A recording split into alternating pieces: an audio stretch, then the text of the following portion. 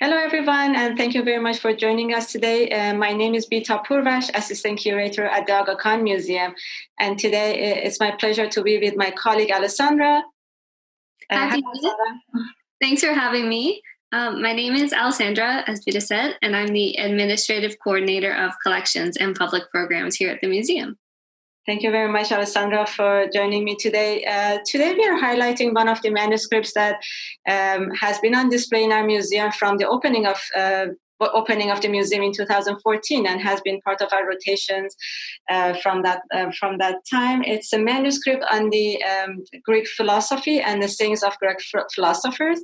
It's been attributed to 13th century Baghdad and has multiple illustrations. And today, actually, we are trying to highlight this manuscript from a different perspective. So from the point of view of how our database and how the information that we record about the manuscript help us throughout the rotations and make sure that we have a good record of which page of the manuscript was on display and which page is going to come next. So here I want to ask Alessandra, who's always the best person that has all the information about our manuscripts. Yeah, so as Bita said, this manuscript has been on display since our opening in 2014. So I'm going to show you what the manuscript looks like in our database and how we record all the information about the pages that we've shown, all its contents, all its research, and how Bita gets to make an informed decision about which page to show next. So I'm just going to show you our database. This is the record for AKM 283, the manuscript that we were just speaking about. AKM 283 has 103 records. That means that this manuscript has 103 pages or leaflets or components that we need to record all the information about. So I will show you what that actually looks like.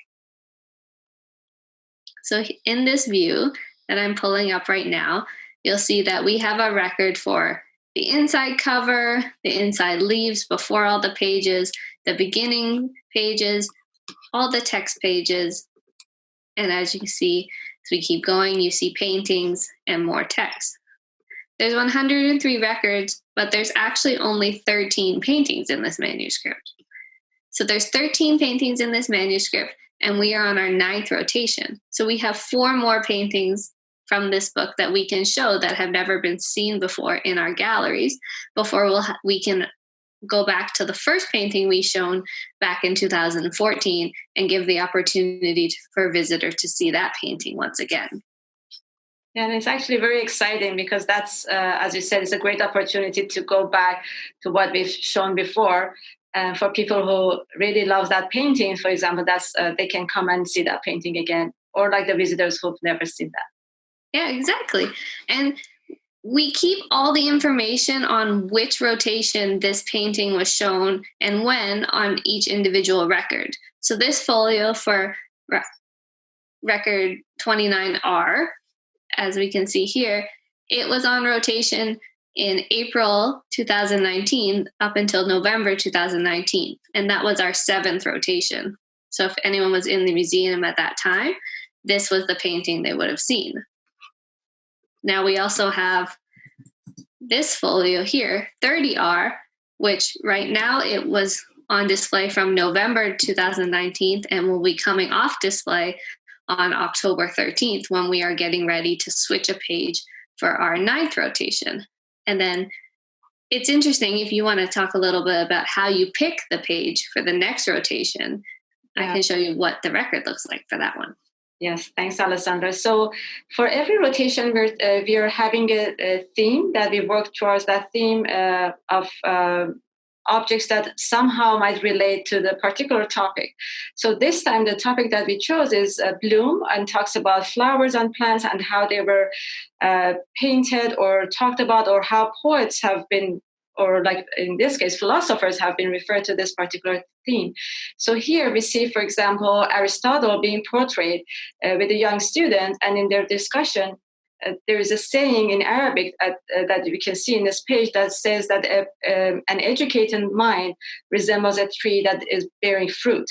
And here we see that that dish of fruit and the vase of flower has been portrayed here. So that's how we look at the paintings of a manuscript, and we try to identify the ones that really talk about that particular theme, and we try to have them on display.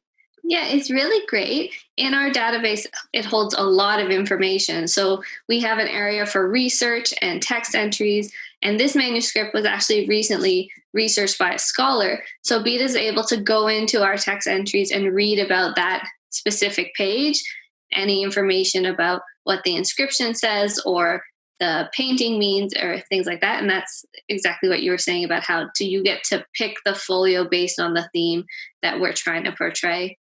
And also we get to include notes like installation and exhibition notes. So this manuscript, we have started to work on the rotation 9 for past 3-4 months now.